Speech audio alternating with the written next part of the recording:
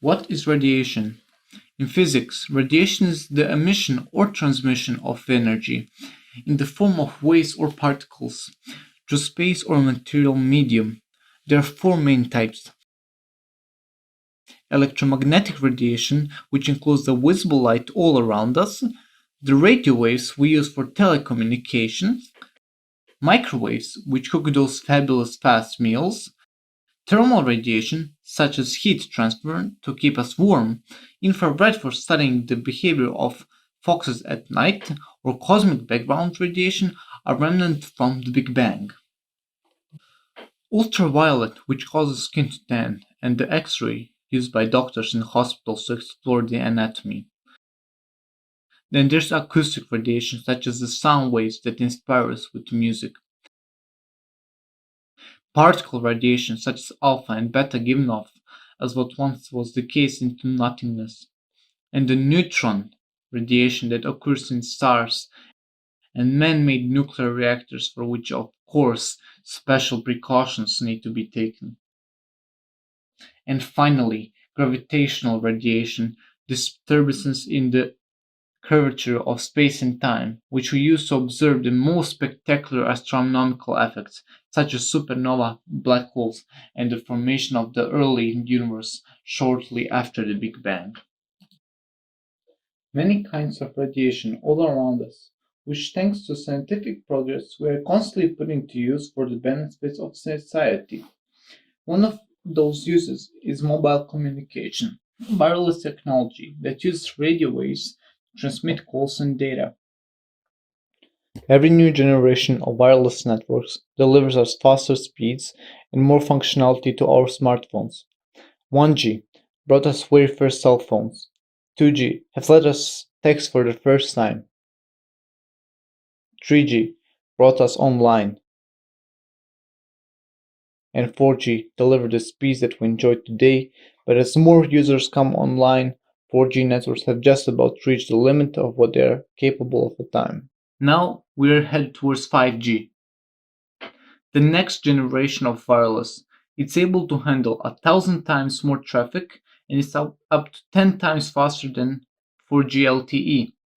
Just imagine downloading an HD movie in under a second. 5G will be foundation for virtual reality and autonomous cars. We have 5 new technologies emerging as a foundation of 5G. We have milliwaves, small cells, massive MIMOs, beamforming, and full duplex. First up, technology number 1, milliwaves. Your smartphone and other electronic devices in your home use very specific frequency on the radio frequency spectrum. Typically, those under 6 GHz, but those frequencies are starting to get more crowded. Carriers can only squeeze so many bits of data on the same amount of radio frequency. As more devices come online, we're going to start to see slower services and more dropped connections. The solution is to open up some new real estate. So researchers are experimenting with broadcasting it on shorter milliwaves, those that fall between 30 and 300 GHz. This section of spectrum has never been used before for mobile devices, and opening it up means more bandwidth for everyone. But there's a catch. Milliwaves can travel well through the buildings or other obstacles, and they tend to be absorbed by plants and rain. To get around this problem, we'll need technology number 2.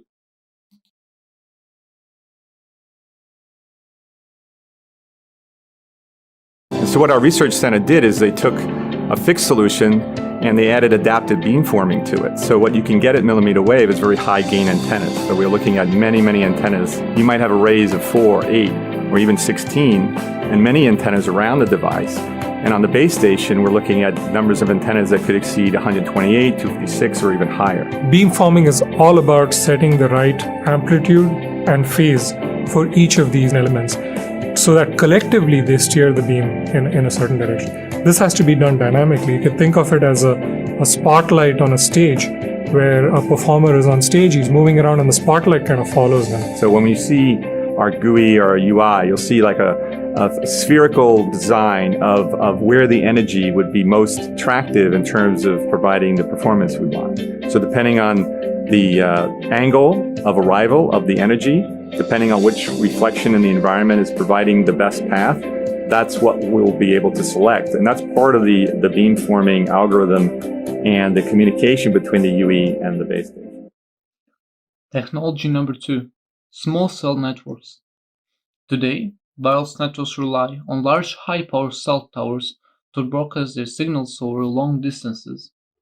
Higher frequency milliwaves have harder time traveling through obstacles, which means if you move behind one, you lose your signal. Small cell networks will solve that problem. Using thousands of low-power mini-base stations, these base stations would be much closer together than traditional towers, forming sort of a relay team to transmit signals around obstacles. This would be especially useful in cities. As a user moved behind an obstacle, his smartphone would automatically switch to a new base station in better range of his device, allowing him to keep his connection.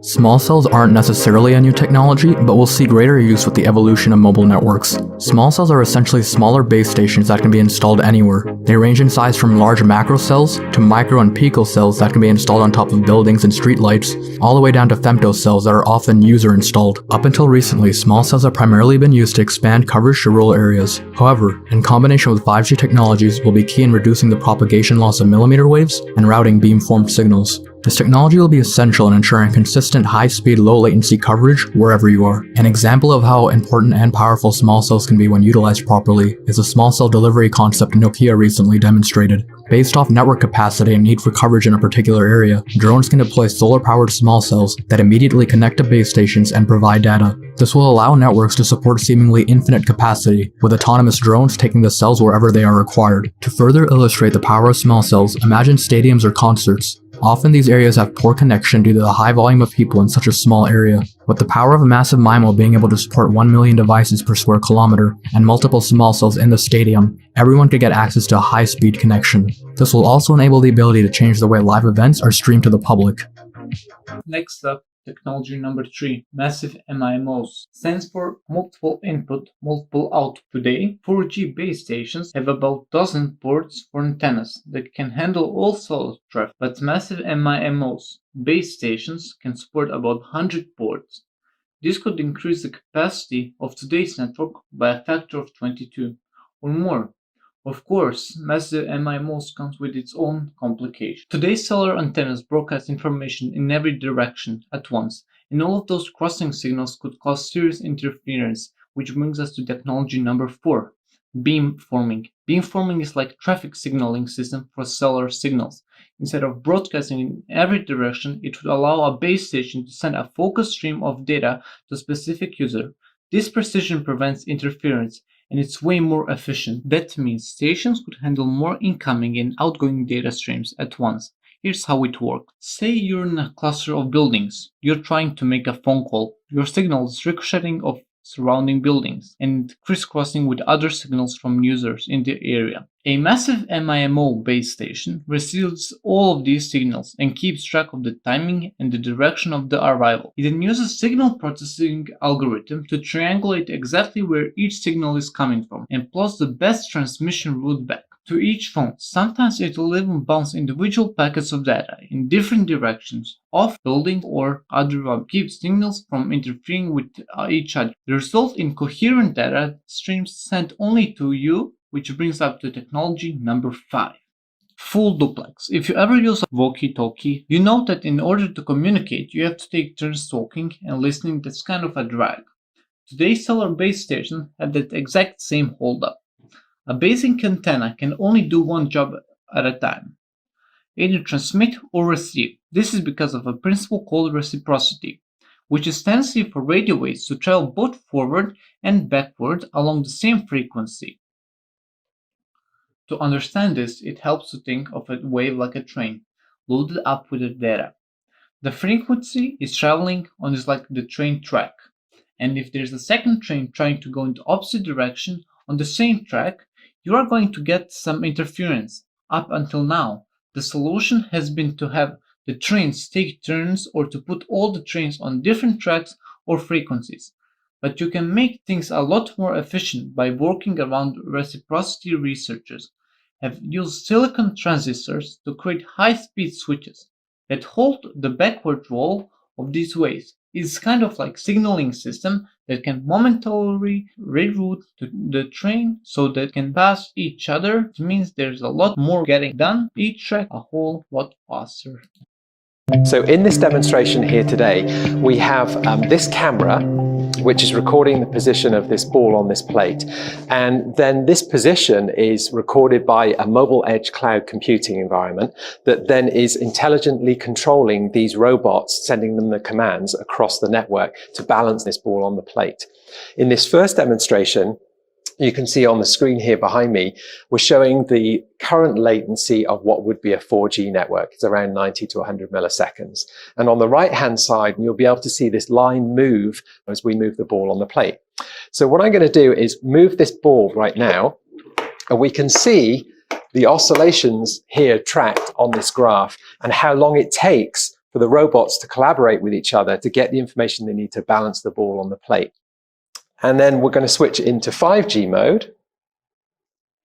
And we can see on this graph here that we've now gone from around 90 milliseconds to around 3 milliseconds. So much, much lower latency in the network. And I'm going to do exactly the same again.